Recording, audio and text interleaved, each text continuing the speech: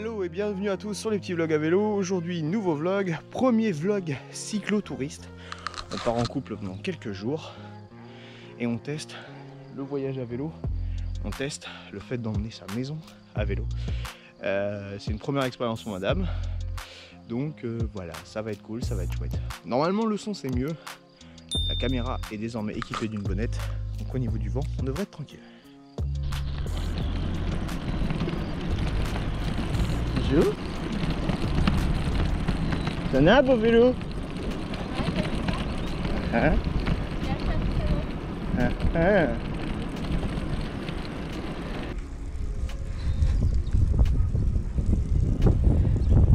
Tu vas dire à l'envers? Non, t'es dedans.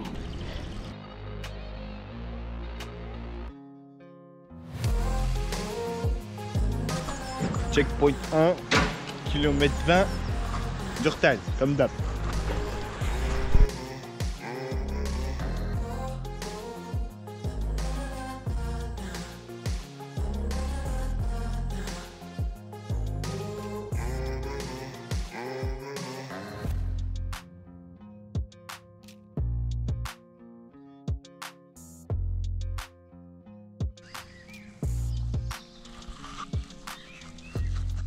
Sur la route, après Durtal, on passe par les rairies, vous reconnaissez sûrement l'endroit.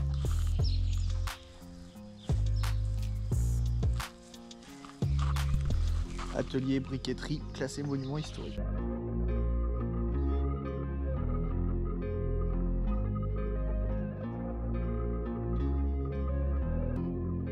Kilomètre 41.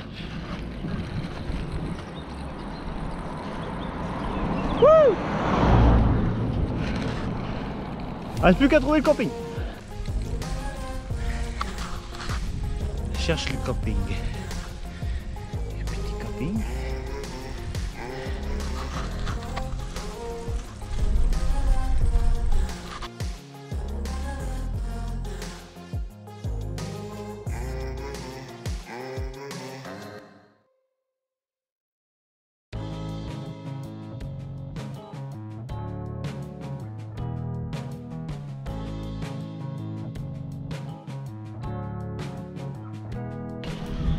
J'ai gagné.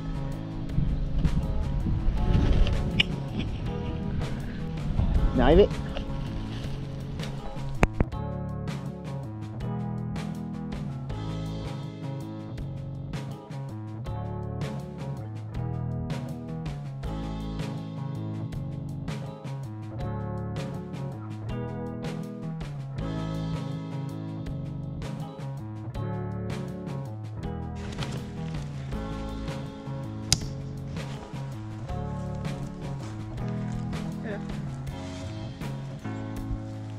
Tu plantes les sardines et c'est bon.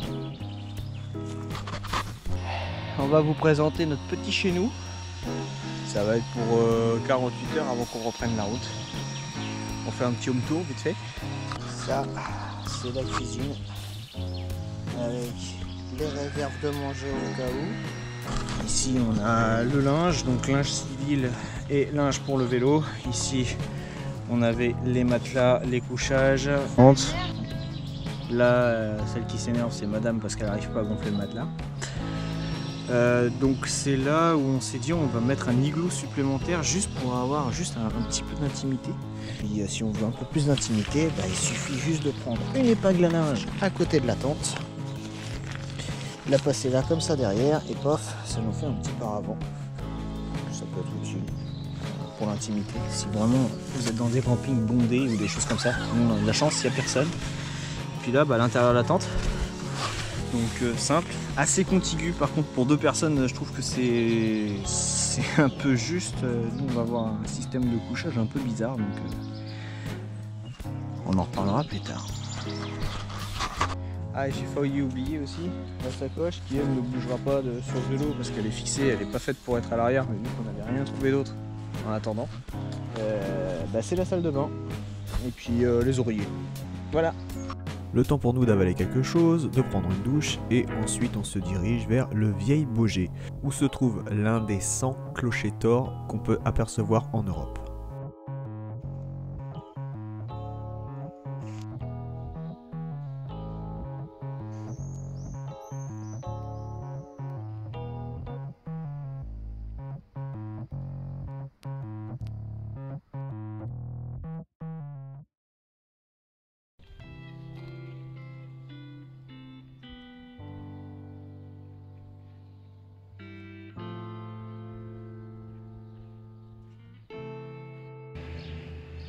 On commence notre séjour et la visite de la ville de Baugé par l'Hôtel-Dieu, ancien hôpital, où il y a pas mal d'histoires. Il y a aussi une ancienne apothicarie, donc une ancienne pharmacie, donc avec les décoctions de l'époque, tout ça. Ça va être intéressant à visiter.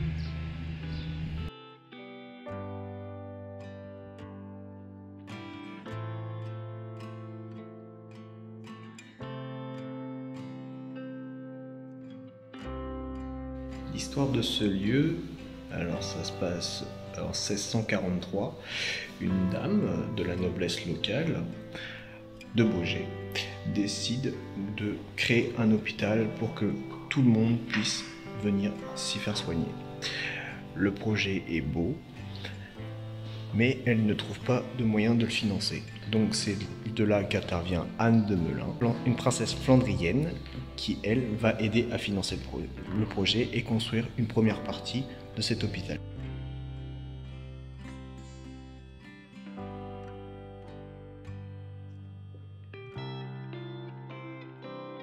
Ici, nous sommes dans l'ancienne cuisine. L'occasion pour moi de vous parler des religieuses qui venaient de la communauté de Saint-Joseph de la Flèche. Et donc, c'est elles qui prenaient soin des malades. Il y avait des religieuses qui étaient infirmières à l'époque et on avait aussi une religieuse qui était apothicaire, c'est-à-dire c'était la pharmacienne de l'époque. C'est elle qui, à chaque fois quand le médecin voyait un patient, c'est elle qui faisait les posologies, des médicaments en question, des onguents, préparer les crèmes, parce qu'on ne pouvait pas les conserver.